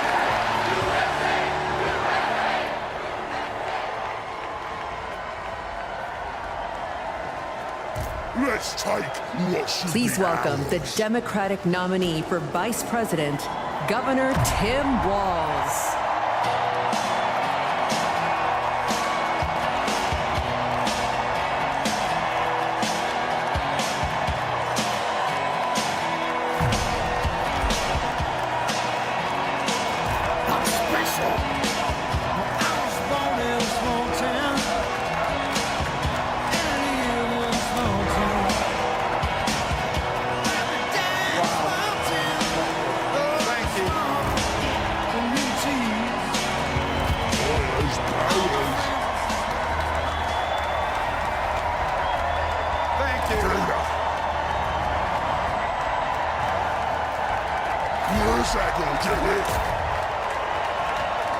Thank you.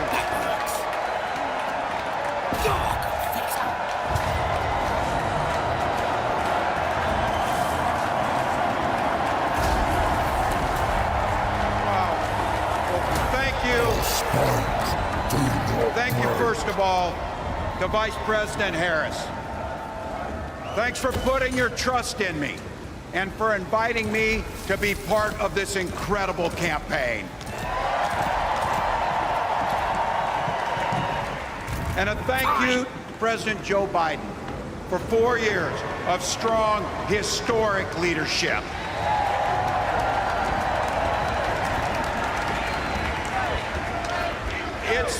It's the honor of my life to accept your nomination for Vice President of the United States.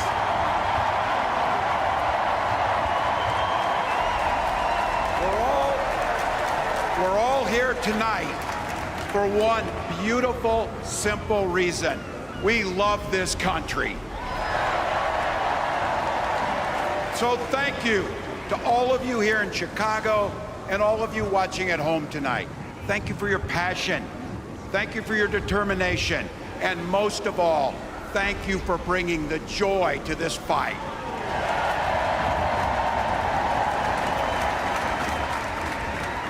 Now, I grew up in Butte, Nebraska, a town of 400 people. I had 24 kids in my high school class, and none of them went to Yale. But I'll tell you what, growing up in a small town like that, you learn how to take care of each other. That family down the road, they may not think like you do. They may not pray like you do. They may not love like you do, but they're your neighbors. And you look out for them, and they look out for you. Everybody belongs, and everybody has a responsibility to contribute. For me, it was serving in the Army National Guard. I joined up 2 days after my 17th birthday, and I proudly wore our nation's uniform for 24 years. Detroit's ready! My dad, a Korean War era Army veteran, died of lung cancer a couple years later. He left behind a mountain of medical debt. Thank God for Social Security survivor benefits. And thank God for the GI Bill that allowed my dad and me to go to college, and millions of other Americans. Eventually, like the rest of my family, I fell in love with teaching. Yeah, they'll see. Three out of 4 of us married teachers. I wound up teaching social studies and coaching football at Mankato West High School. Go Scarlets! We ran a 44 defense. We played through to the whistle on every single play, and we even won a state championship. Never closed the yearbook, people. But it was those players and my students who inspired me to run for Congress. They saw in me what I had hoped to instill in them, a commitment to the common good, an understanding that we're all in this together, and the belief that a single person can make a real difference for their neighbors. So there I was, a 40-something high school teacher with little kids, 0 political experience, and no money, running in a deep red district. But you know what? Never underestimate a public school teacher. Now,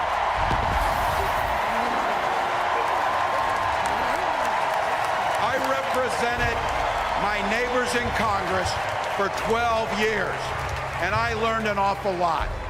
I learned how to work across the aisle on issues like growing the rural economies and taking care of veterans. And I learned how to compromise without compromising my values. Then I came back to serve as governor, and we got right to work, making a difference in our neighbors' lives. We cut taxes for the middle class. We passed paid family and medical leave. We invested in fighting crime and affordable housing. We cut the cost of prescription drugs and helped people escape the kind of medical debt that nearly sank my family. And we made sure that every kid in our state gets breakfast and lunch every day. So while other states were banning books from their schools, we were banishing hunger from ours.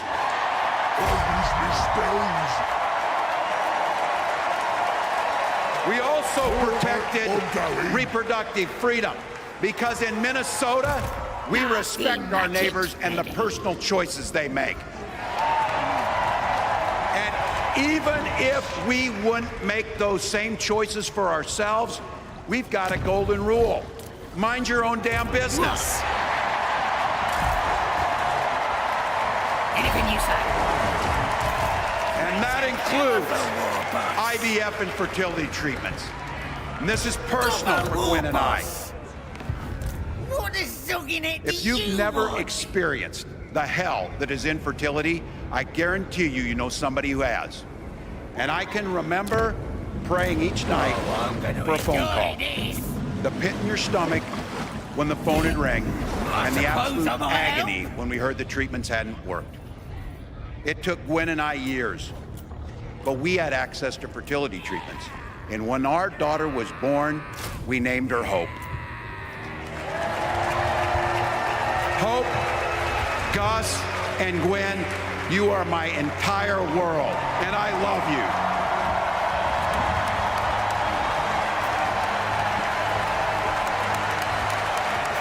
I'm letting you in on how we started a family, because this is a big part about what this election is about. Freedom. When Republicans use the word freedom, they mean that the government should be free to invade your doctor's office. Corporations free to pollute your air and water. And banks free to take advantage of customers. But when we Democrats talk about freedom, we mean the freedom to make a better life for yourself and the people that you love. Freedom to make your own healthcare decisions. And yeah, your kids' freedom to go to school without worrying about being shot dead in the hall. Look, I know guns. I'm a veteran. I'm a hunter. And I was a better shot than most Republicans in Congress, and I got the trophies to prove it. But I'm also a dad. I believe in the Second Amendment, but I also believe our first responsibility is to keep our kids safe.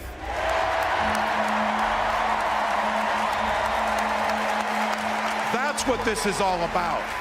The responsibility we have to our kids, to each other, and to the future that we're building together, in which everyone is free to build the kind of life they want.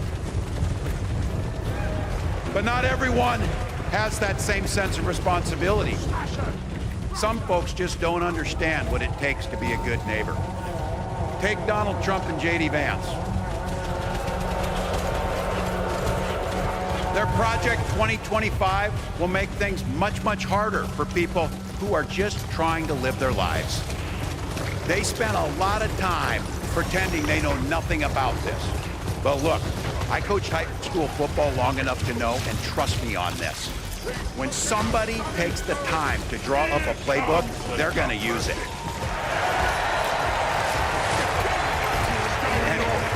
And we know if these guys get back in the White House, they'll start jacking up the costs on the middle class. They'll repeal the Affordable Care Act. They'll gut Social Security and Medicare.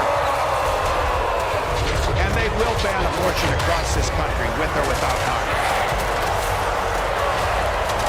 Here's the thing. It's an agenda nobody asked for. It's an agenda that serves nobody except the richest and the most extreme amongst us.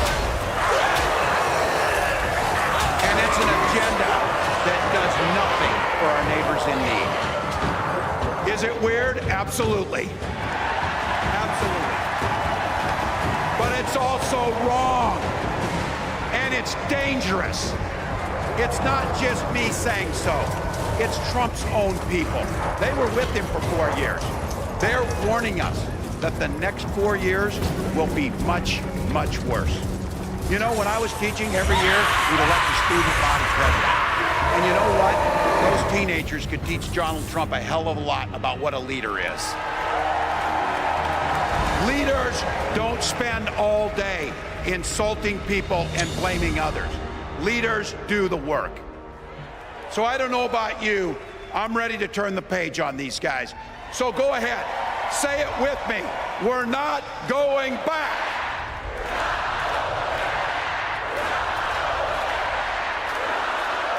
We've got something better to offer the American people. It starts with our candidate, Kamala Harris.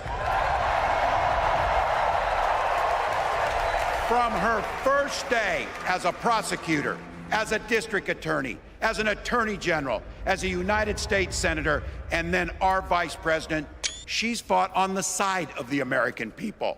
She's taken on the predators and fraudsters. She's taken down the transnational gangs, and she stood up to powerful corporate interests. She has never hesitated to reach across that aisle if it meant improving your lives. And she's always done it with energy, with passion, and with joy. Folks, we've got a chance to make Kamala Harris the next president of the United States.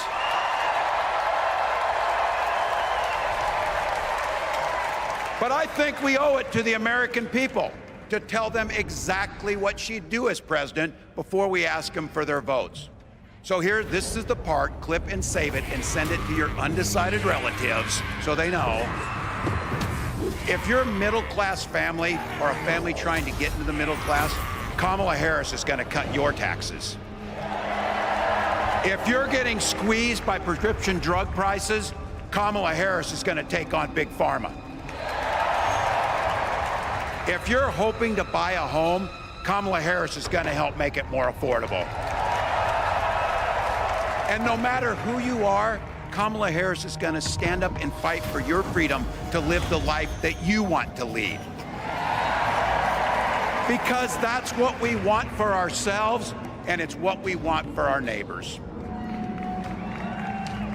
You know, you might not know it, but I haven't given a lot of big speeches like this. But I have given a lot of pep talks. So let me finish with this, team. It's the fourth quarter. We're down a field goal, but we're on offense and we've got the ball. We're driving down the field. And boy, do we have the right team. Kamala Harris is tough. Kamala Harris is experienced, and Kamala Harris is ready. Our job for everyone watching is to get in the trenches and do the blocking and tackling. 1 inch at a time, 1 yard at a time, 1 phone call at a time, 1 door knock at a time, 1 $5 donation at a time. Oh, I'm gonna enjoy this. Who's the boss? Look, we got 76 days. That's nothing. There'll be time to sleep when you're dead. We're gonna leave it on the field. That's how we'll keep moving forward. That's how we'll turn the page on Donald Trump. That's how we'll build a country where workers come first. Healthcare and housing are human rights. And the government stays the hell out of your bedroom.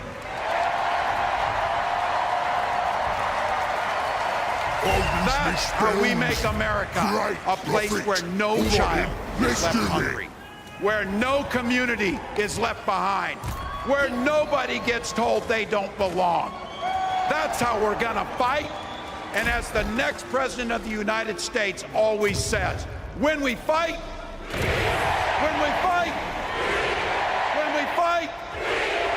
thank you. God bless.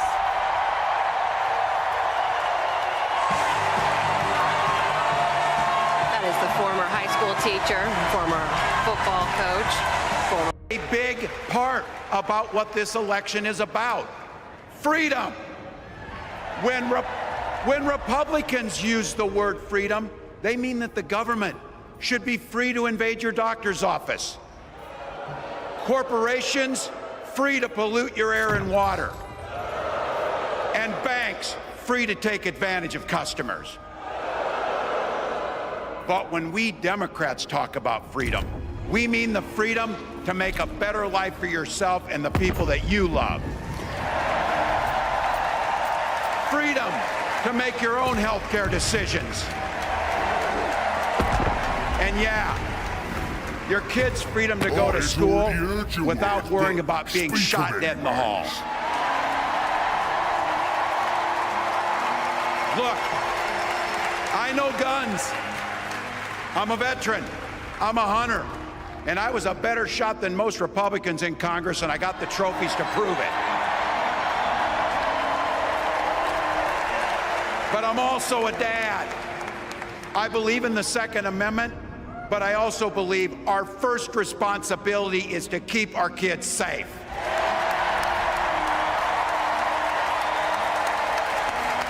That's what this is all about. The responsibility we have to our kids, to each other, and to the future that we're building together, in which everyone is free to build the kind of life they want. But not everyone has that same sense of responsibility. Some folks just don't understand what it takes to be a good neighbor. Take Donald Trump and J.D. Vance. Their Project 2025 will make things much, much harder for people who are just trying to live their lives. They spent a lot of time pretending they know nothing about this. But look, I coached high school football long enough to know, and trust me on this, when somebody takes the time to draw up a playbook, they're gonna use it.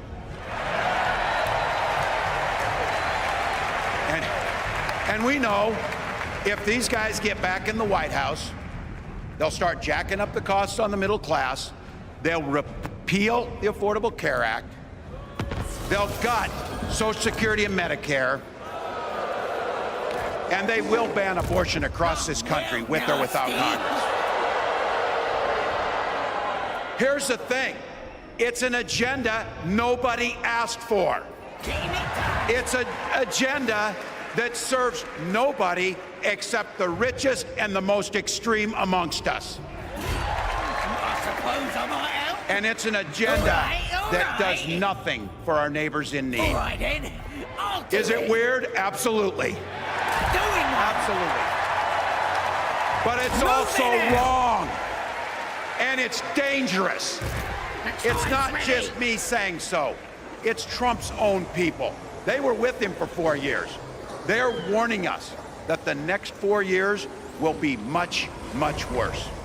You know, when I was teaching every year, we'd elect a student body president. And you know what? Those teenagers could teach Donald Trump a hell of a lot about what a leader is. Leaders don't spend all day insulting people and blaming others. Leaders do the work. So I don't know about you, I'm ready to turn the page on these guys. So go ahead, say it with me. We're not going back.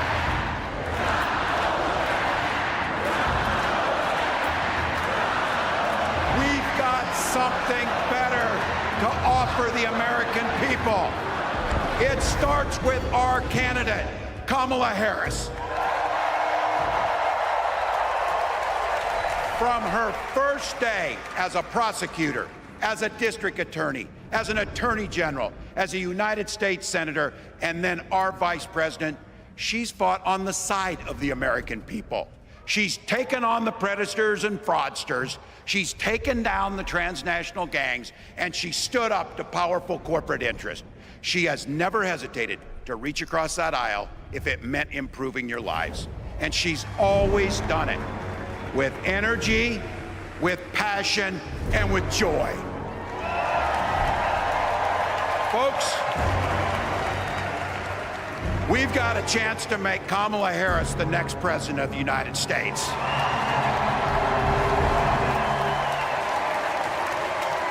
But I think we owe it to the American people to tell them exactly what she'd do as president before we ask them for their votes. So here, this is the part, clip and save it and send it to your undecided relatives so they know. If you're a middle-class family or a family trying to get into the middle class, Kamala Harris is going to cut your taxes. If you're getting squeezed by prescription drug prices, Kamala Harris is going to take on Big Pharma. If you're hoping to buy a home, Kamala Harris is going to help make it more affordable. And no matter who you are, Kamala Harris is going to stand up and fight for your freedom to live the life that you want to lead. Because that's what we want for ourselves, and it's what we want for our neighbors. You know, you might not know it, but I haven't given a lot of big speeches like this. But I have given a lot of pep talks. So let me finish with this, team. It's the fourth quarter. We're down a field goal, but we're on offense and we've got the ball. We're driving down the field. And boy, do we have the right team. Kamala Harris is tough. Kamala Harris is experienced, and Kamala Harris is ready. Our job for everyone watching is to get in the trenches and do the blocking and tackling. 1 inch at a time, 1 yard at a time, 1 phone call at a time, 1 doorknob at a time, 1 $5 donation at a time. Look, we got 76 days. That's nothing. There'll be time to sleep when you're dead. We're gonna leave it on the field. That's how we'll keep moving forward. That's how we'll turn the page on Donald Trump. That's how we'll build a country where workers come first. Healthcare and housing are human rights. And the government stays the hell out of your bedroom.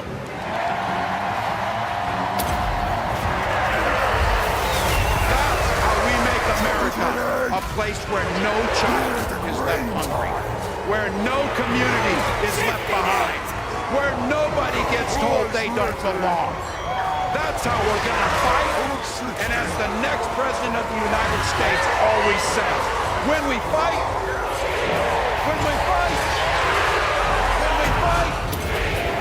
thank you. God bless.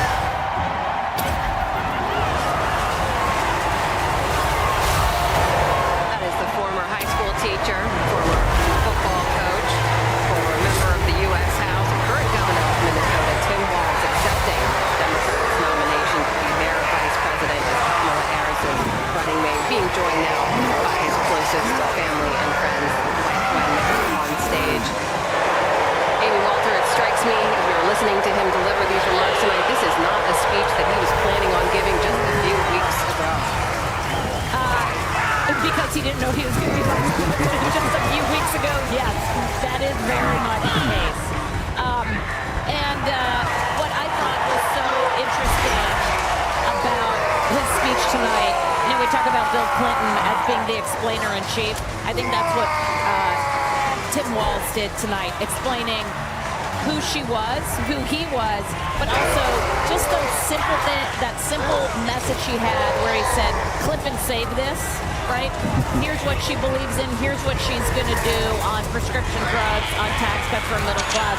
Just kept that very focused on the people outside of this stadium. For the people in here, gave a pep talk about who they were and what they need to do next. Very coach-oriented about what needs to happen once they leave. But as I said, for the people who are undecided, it was that section of saying, in the most succinct way possible, this is who we are and this is what we believe in. A very emotional Walz extended family on the stage now. We saw him joined by his wife, Gwen, his 17-year-old son, Gus, and his 23-year-old daughter, Hope.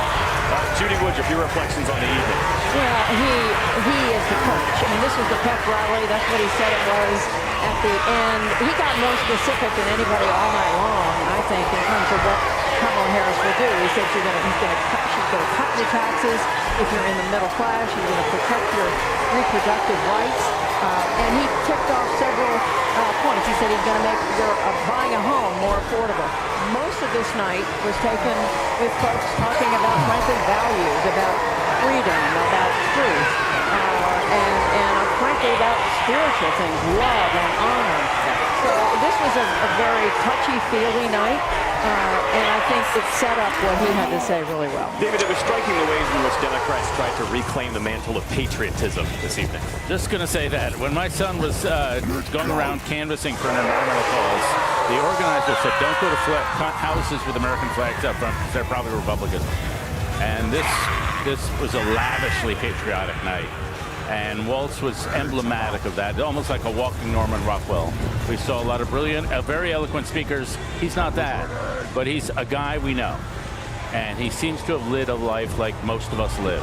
And there's just power in that. Jonathan, a line that he delivered there as a motto he's adopted, mind your own damn business. Mind your own damn business. Very common sense, Midwestern American values. I mean, all Americans, no matter where they live, just mind your own damn business.